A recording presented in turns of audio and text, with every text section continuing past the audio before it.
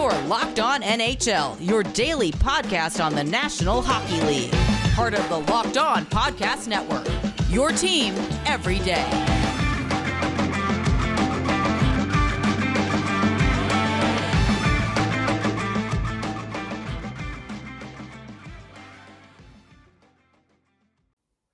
It is time for our bi-weekly Women's Hockey Spotlight, and that means we bring in Erica L. Ayala. Erica, welcome back. Always a pleasure to be with you both, Rachel and Gil. Glad to be back. Glad to have you here. Let's start off with some news about Natalie Spooner. Well, we've talked about Natalie Spooner a time or two. A lot of people questioning whether PWHL Toronto taking Natalie Spooner as one of their first draft picks was wise, but Natalie Spooner has been on a tear, and PWHL Toronto now sits at the top of the table, 11-game winning streak, and Natalie Spooner is one of the top scorers in the league. I love this for Spooner. I followed her trajectory at the last Winter Olympics, and I think Spooner would be the first person to tell you that you never really know, as someone who has given birth to a child and happens to be an elite athlete, how you're going to bounce back. I've said this before, it's akin to any athlete with an injury, but Natalie Spooner at the top of the table, she and Alex Carpenter, who plays for PWHL New York, both have 18 points on the season. The breakdown for Spooner is 13 goals and 5 assists. And as I mentioned, PWHL Toronto, who was at the basement, at least early on in the season, now in playoff position, in that first playoff position, which gives them a lot of power given how the PWHL is doing their playoff format. Can you explain what that power is? Absolutely. So right now, the way that the PWHL is breaking things down, they have gone to something known as the golden rule. Well, first, there are a few little caveats here. But if you get that top spot, you actually get to pick your opponent. And I guess I should walk back. We have 6 teams in the PWHL, as you know, Gil and Rachel, and it will be those top 4 teams that make the playoffs. So if you get that first seed, you get to pick your opponent with the teams that are remaining in the playoff hunt. So maybe you don't want to go up against the 4 team for whatever reason because you don't match up well head to head, which can happen. But I think that's kind of cool. We also see that there's an incentive for teams that are mathematically eliminated from the playoffs to continue to play tough and gain points in the standings, even after they've been eliminated or all but eliminated. And that is because the teams who've been eliminated and have the most points will actually get a better draft pick. There will be no lottery. There will be no tanking. And I thought it was interesting. I guess this came from around the 2000s, and it was introduced and has obviously never taken off in the National Hockey League and a lot of other leagues. But this will be something that the PWHL sees, Rachel. Yeah, I'm so excited because I think it's something that it has been talked about in the NHL for a long time, but it's just they never consider it. It seems like they never will in the grand scheme because I think the lottery is a marquee event for them. So I think that the PWHL is starting off right and implementing this from the beginning. Yeah, I think it's going to make for an exciting time. I'm also very curious, Gil. It's almost like, you get to call someone out, at the playground with being a top team. And obviously, I would imagine there will be some analytics involved. But hey, if you're that team that gets called out, you get called to the mat, so to speak. Wouldn't that be something if you get an upset? Oh yeah, and it makes for a little more passion and a little more bad blood, so to speak, between teams because the team that gets called out, they think we're the easiest team they could face, and that has got to be a challenge to these players. Yeah, for sure. And so just to give a little bit more of a playoff picture, I know I talked about Natalie Spooner and PWHL Toronto. I mean, 11 wins consecutive. They have 36 points and are at the top of the table right now. Just a reminder that the season will end in May. So there will be a little bit of a reprieve or a break for the Women's Worlds, which is happening in Utica, New York in April, next month already. My goodness. A few weeks from now. And then after that, we have PWHL Minnesota.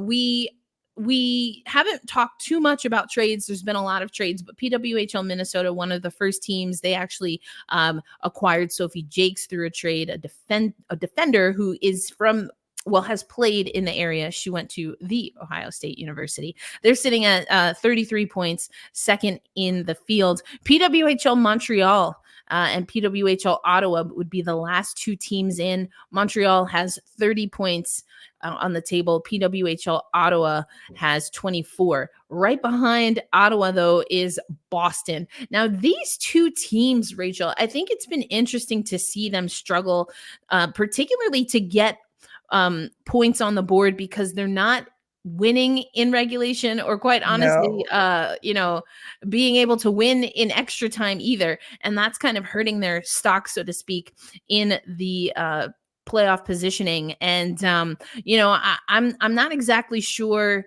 if any of the trades yet, we're not even a full weekend from some of these trades. I'm not sure if that will change the trajectory for either of these teams. But one team that hasn't really made much of a splash, Rachel, in with some of the trades that we can get into on the next episode in more detail with a little bit more data, but that's PWHL New York. They haven't even cracked 20 points yet. And there has also been reporting, Rachel, that I guess Abby Rock is picking her own line mates, and it's not necessarily been working. Yeah. This team has been struggling in many ways, and there's such this lack of consistency that I feel like they're just throwing stuff at a wall to try and see what sticks, and it's not working. And I think, it's mostly, honestly, to the credit of the other teams, but I just think because of that, they're just so easy to figure out from game to game. And and that, coupled with some of the arena issues, which we'll get into a little bit, Yeah. I think all of it has come together to make it a difficult season for New York. Whoa. Minus the arena issues. I thought we were talking about the PWHL, not the Seattle Kraken. I got that show later. No, but jokes aside about the Seattle Kraken, you can listen to Logs on Kraken to hear me moan about that. But I think what we do see with PWHL New York is perhaps a general manager and a head coach who have twice to media broadly, and then when I was at Media Day, had confirmed that they don't know their players, that they're not familiar with their players. And I think that's what we're seeing play out comparative to other teams, where you have teams that have struggled and can't get things together, but they're not kind of throwing the spaghetti on the wall, so to speak. It's to your point, Rachel, that the other teams are just scheming. They have more support, perhaps, in their analytics department, and are game planning better. I don't think that New York is out game planning anyone. Right. Exactly. I'm not even sure, except for maybe themselves. I don't know, because it just seems like you said, the lack of consistency, the reporting that maybe Abby Rock is in control of her own line mates. To me, that just speaks to that there's not someone from outside of the ice, whether as a coaching staff and certainly as a front office, that is taking control and taking ownership of where this team is going. But as you said, arena hopping. So I think, Gil, it was the last showcase that we had before we focused on trade deadline on Locked On NHL. We did talk about that we were going to see actually a weekend where we would have the PWHL at some different arenas. We knew this was going to happen when the league was announced, and Detroit was one of those, as well as in Pittsburgh. Pittsburgh has I mean, Rachel, you and I have talked about this before, but Pittsburgh Yeah. has really been entertaining women's hockey at all levels for a really long time. And so, of course, neither one of these neutral sites disappointed. And we're actually going to see the PWHL also, it won't be neutral site because I guess Montreal does have a team, but we're going to see at one of the largest NHL arenas, at least that the PWHL has tried, that they once again will sell out, and that's a Montreal game. So the model is looking good at face value, but we have two teams, and they're actually on opposite sides of the standings that don't fit into what we're seeing as the overwhelming model of breaking history for women's hockey games. And that is the PWHL Toronto team. And that's because they play at Mattamy, which has a lot of historic value. The Toronto Maple Leafs of yesteryear played there, but it's a small rink. It's a college-sized rink, literally the local college, Toronto Metropolitan, plays there. And then you have PWHL New York, who, Gil, I know you're familiar with UBS. Great Yes. facility, one of the newest alongside Climate Pledge Arena. So it's not that they don't have capacity to get some of those record numbers, but PWHL New York is having that time-old issue that we've seen in women's pro hockey, where you want to be in the New York metropolitan area, but maybe you're not marketing the team to where the hockey fans are. It's certainly the women's hockey fans are in the New York metropolitan area, which, Rachel, you and I know, tends to be New Jersey. Mhm. Right.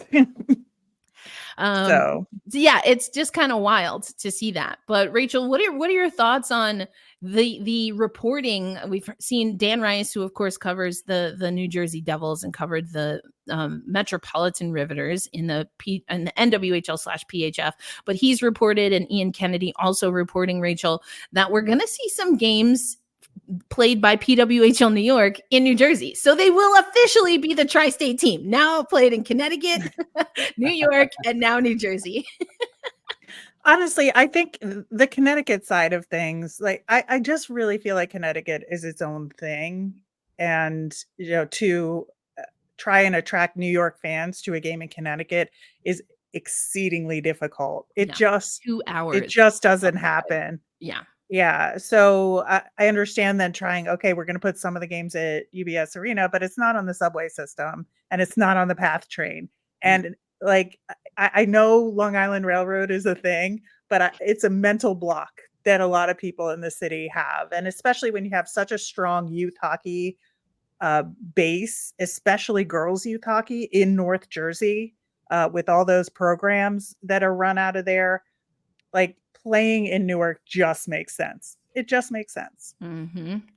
Yep. And so, yeah, we'll have to see officially where they play. But I'm with you, especially since we've seen so much overlap with NHL arenas. We know that the Metropolitan Riveters used to play at Barnabas Health Hockey House. That's a mouthful, but that's literally connected to Prudential Center. It's the practice facility of the New Jersey Devils. We've seen women's hockey there before. I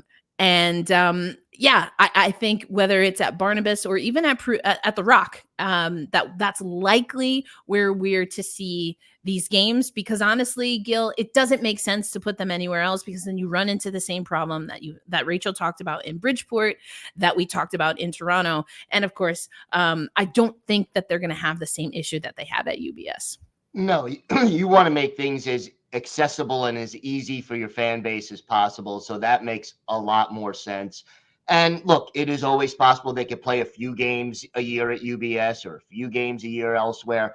But if your fans, the majority of your fans are in Northern New Jersey, it makes more sense to hold the games there. So, we'll see, but it's logical. We'll put it that way.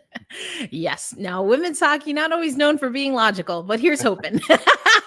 Either way, we have to admit that the PWHL has really done a great job of tapping into a market, kind of like what we're seeing for women's basketball, that hasn't paid enough attention to women's hockey before. That does come with some growing pains and points and some misinformation, whether intentional or not. I don't know. I'll leave that to other people to decide. But I think that we're seeing a little bit of friction between fans that are coming in and really don't know some of the history and fans that very well do know the history and want to make sure that that's uplifted. So I'm very curious to see how all of that will play out in the seasons to come. But it's a March to May, and then we'll get to see if PWHL Toronto holds on to that top spot and gets to pick their opponent.